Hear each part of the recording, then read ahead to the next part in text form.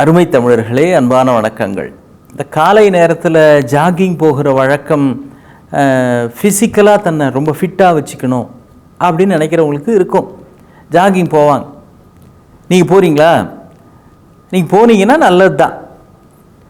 உடல் ஆரோக்கியத்துக்கு ஒரு முக்கியமான எக்ஸசைஸ் அப்படின்னு சொல்லுகிறார்கள். ஆனால் நம்முடைய உடல் நிலைக்கு, நம்முடைய வயதுக்கு இதுக்கெல்லாம் பொருத்தமானதா அப்படிங்கிறது உங்கள் மருத்துவத்தை ஒரு வார்த்தை கேட்டுக்குங்க. ஏதோ டிவியில் சொல்லிட்டாங்கன்றதுக்காக உடனே ஆரம்பிச்சிடக்கூடாது.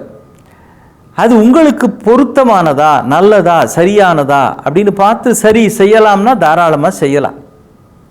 ஒரு தம்பி தினம் ஜாகிங் ஓடிக்கிட்டே இருக்கிறாரு. அப்போ ஒரு பெரியவர் ஒருத்தர், அவர் பாட்டுக்கு தினம் இதே மாதிரி போவார். எழுத்தாப்புல அவர் வரார். அவர் அந்த பக்கத்துலேருந்து வருகிறார். இந்த இளைஞருக்கு அவரை பார்த்த உடனே திடீர்னு ஒரு வேகம், அவரை விட நாம் ரொம்ப ஸ்பீடாக ஓடணும் அப்படின்னு, ஜாகிங் போகணும் அப்படிங்கிறத விட இன்னொருத்தர் போயிட்டுருக்கிறாரு, அவரை விட ஸ்பீடாக நம்ம ஓடணும் அப்படின்னு. பெரியவர், வயசில் பெரியவர்ன்றதுக்காக என்ன, நான் தான் என்ன இருந்தாலும் யூத்து, நான் தான் ஸ்பீடு, எனர்ஜி, அச்சீவ்மெண்ட் அப்படின்னு தன்னை பற்றி பெருமையாக காட்டிக்கொள்ள வேண்டும் அப்படின்னு அந்த அந்த ஒரு 2 கட்ட வயசும்பாங்கல்ல, அதில் இப்படிப்பட்ட நினப்புலாம் ஓடும். பயங்கர டிராஃபிக்லேயே சில பேர் சென்னை மாதிரியான பகுதிகளில் வீலிங் பண்ணுறேன் அப்படின்னு இப்போ பிள்ளைகள்லாம் பண்ணிகிட்டு இருக்கிறாங்க. ஈசிஆர் சாலைகள்லாம் போனால் பைக்கில் போகிறப்போ பின்னால் ஒருத்தர் உட்காந்துருப்பாங்க. பின்னால் உட்காந்துருக்கிற ஆட்களினுடைய தன்மைக்கு ஏற்றாற போலவே அப்படி ஒரு முன்னால் இருக்கிற அப்படி ஹேண்டில் பேர் தூக்கி பின்வீல் மட்டுமே அப்படியே ஓடும், வீலிங் அப்படின்னு. அது திரைப்படங்களில் அவங்க லட்சக்கணக்கில் வாங்கிக்கிட்டு அவங்க அது மாதிரி செய்கிறாங்க. இவங்க இப்படி செய்கிறது எவ்வளவு ஆபத்து அப்படின்னு கீழே வந்து அடிபடுறப்ப தான் தெரியும். அந்த வயசு அப்படி. அது சரின்னு இல்லை. நாம் செய்கிற நம்முடைய வயதின் காரணமாக எழுகிற வேகங்கள் மற்றவர்களுக்கு அது ஒரு சிக்கலாக அமைந்து விடக்கூடாது இல்லையா? அது ஒரு விபத்தில் கொண்டு போய் விட்டுதுன்னா. இந்த தம்பி திடீர்னு பெரியவரோட வேகமாக ஓடணும் அப்படின்னு வேகமாக ஓடுறார். இவர் தாண்டி போகிறப்போ பார்த்தாரு, சிரிச்சுட்டு ஹலோ அப்படின்னார் அந்த பெரியவர். ஹலோ அப்படின்னு இவரு கிண்டலாக சொல்லிட்டு வேகமாக ஓடுறார். ரொம்ப தூரம் ஓடி போயிடும். பிறகு திரும்பி பார்த்தா இந்த தம்பிக்கு தூக்கி வாரி போடுது. ஏன் தெரியுங்களா? அப்போ வீடு இருக்கிற திசைக்கு எதிர் திசையிலே ஓடி வந்துட்டான். வழக்கமாக அந்த திசையில் போய் ஜாகிங் அப்படியே வீட்டுக்கு போய் அப்புறம் காலையில் மற்ற வேலையில் பார்ப்பார். இப்போ எதிர் திசையில் தேவையே இல்லாமல் ஒரு பெரியவர், அவரை விட நம்ம ஸ்பீடாக போகக்கூடியவர் அப்படின்னு காட்டணுன்றதுக்காகவே மூச்சு இறைக்க இறைக்க வேகமாக ஓடி எதிர் திசையில் எங்கேயோ ஓடிப்பிட்டான். எந்த வழியில் வந்தோம் என்ன எதுவுமே தெரியல. வாழ்க்கை பந்தயம் கூட இப்படித்தான் சில பேர் வாழ்ந்துட்டுருக்குறாங்க. நாம் நன்றாக வேகமாக விரைவாக வளர வேண்டும் அப்படின்றது போக, எங்கள் சித்தப்பா பையனோட நல்லா வரணும், மாமாவோட பெரிய பணக்காரன் ஆகணும், அண்ணன் பசங்களோட நல்லா வரணும், அவன் பிஇ முடிச்சிருக்கான்றதுக்காக நான் பிஇ படிக்கணும், இந்த மாதிரி வெற்று ஆரவாரங்களும் வெற்று வேகங்களும் உள்ளுக்குள் நம்மை உந்தி தள்ளுகின்றன. இது எந்த வகையிலும் உண்மையான ஆரோக்கியமான வளர்ச்சி ஆகாது. இதில் வேகம் இருக்கலாம், ஆனால் விவேகம் இல்லை என்பதை புரிந்து கொள்ள வேண்டும். நான் வளர வேண்டிய திசை இது அல்ல என்பதை புரிந்து கொள்ள வேண்டும். அண்மையில் ஒரு தொலைக்காட்சி, அதில் ஒரு நிகழ்ச்சி பார்த்துக்கிட்டு இருந்தேன். அது ஒரு ஸ்போர்ட்ஸ் சேனல்.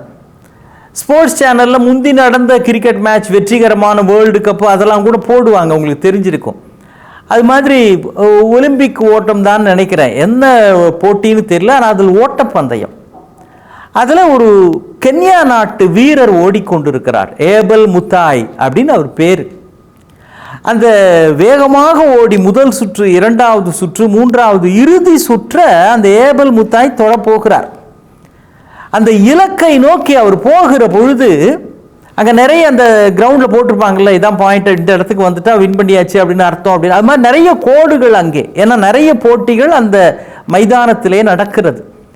அந்த விளையாட்டு அரங்கத்தில் நடக்கிற காரணத்தினால ஒரு வினாடி நாம் இலக்கை அடைந்து விட்டோம்னு நினச்சி இவர் வேகத்தை குறைத்து விடுகிறார்.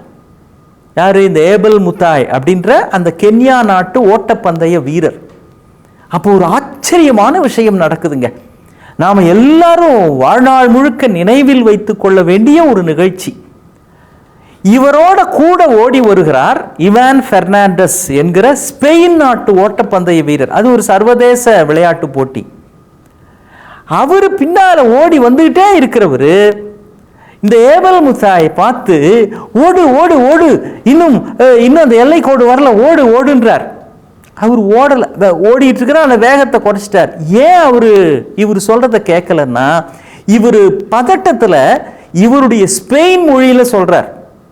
அவருக்கு தெரியல, அவருக்கு கன்னியா நாட்டுக்கார், ஸ்பெயின் மொழியில் சொல்லியே அவர் புரியல. அப்படின்னா உடனே இவருக்கு டக்குன்னு தெரிஞ்சு என்ன பண்ணார், தன்னுடைய கைகளால் அவரை உந்தி தள்ளினார். இன்னும் முன்னால் போடு. இப்போ 2 பேரில் போட்டியில் யார் ஜெயிச்சாங்க அப்படின்றது ஒரு பக்கம் இருக்கட்டும், அது அப்புறம் சொல்கிறேன்.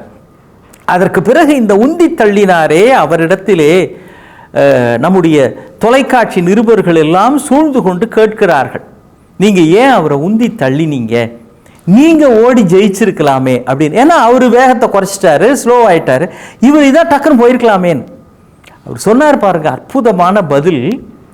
நான் வேகமாக ஓடியதால் வெற்றி பெற்றேன்னு இருக்கணுமே தவிர, அவர் தன் வேகத்தை குறைத்ததால் தான் நான் வெற்றி பெற்றேன்னு இருந்தா இதில் எனக்கு என்னங்க பெருமை இருக்கு அப்படின்னார். எவ்வளோ அற்புதமான விஷயம். நம்முடைய திறமையினால் நாம் வென்றோமே தவிர, நம்முடைய பலத்தால் நாம் வென்றோமே என்று இருக்க வேண்டுமே தவிர, இன்னொருவர் பலவீனத்தால் நாம் வென்றோம், இன்னொருவர் தன்னை மெதுவாக ஆக்கி கொண்ட காரணத்தினால் நாம் வெற்றி பெற்றோம் அப்படின்னா அதில் என்ன இருக்கு? அந்த கேள்வி கேட்டவர் உடலை, இல்லைங்க நீங்கள் அவரை உந்தி வேறு தள்ளினீங்களேன்னு. அவர் சொன்னார் ஒரு பதில், ஆமாம், நாம் எப்பொழுது இந்த சமுதாயத்தில் ஒருவருக்கு ஒருவர் அடுத்தவரை உந்தி தள்ளி வெற்றியை நோக்கி உந்தி தள்ளுகிறோமோ அப்பொழுதுதான் இந்த சமுதாயம் ஆரோக்கியமாக மாறிக்கொண்டிருக்கிறதுன்றதுக்கான அடையாளம் அல்லவா அந்த உந்தி தள்ளிய செயல் அப்படின்னு சொல்லுகிறார். நிருபர்கள் எல்லோரும் ஒட்டுமொத்தமாக எழுந்து நின்று கைதட்டி பாராட்டுகிறார்கள். ஸ்டாண்டிங் ஓவேஷன் ஆங்கிலத்தில் சொல்லுவாங்க. இதுபடிப்பட்ட ஒரு பதிலை ஒரு விளையாட்டு வீரரிடம் இருந்து இதுவரையில் அவர்கள் கேட்டதே இல்லை என்பதனுடைய அகமகிழ்ந்த ஆனந்தம் வெளிப்படுகிறது. இதுக்கு பிறகும் அந்த கேள்வி கேட்டவர் உடலை, இல்லைங்க இருந்தாலும் நீங்கள் ஓடி ஜெயிச்சிருக்கலாமே, ஏன்னா அவர் ஸ்பெயின் நாட்டை சேர்ந்தவர் அந்த நிருபர், நீங்கள் ஓடி ஜெயிச்சிருக்கலாமே, நம்ம நாட்டுக்கு பெருமையாக இருக்கும். இவர் சொல்கிறார், நம்ம நாட்டுக்கு பெருமையாது, அப்படி நான் அவருடைய தாமதத்தால் நான் வெற்றி பெற்றேன்னா எங்கள் வீட்டில் என்னை பற்றி என்ன நினைப்பாங்க, நம்முடைய நாடு என்னை பற்றி என்ன நினைக்கும், என்னுடைய வேகம்தான் எனக்கு வெற்றியை பெற்று தர வேண்டுமே தவிர இன்னொருவருடைய வேகமின்மை அல்ல, அதை நான் பெருமையாக நினைக்கவில்லை அப்படின்னார். ஒருவரை ஒருவர் எப்பொழுது வெற்றியை நோக்கி நாம் உந்தி தள்ளுகிறோமோ அப்பொழுதுதான் நாம் வளர்கிறோம் என்று பொருள். மீண்டும் சந்திப்போம். வணக்கம்.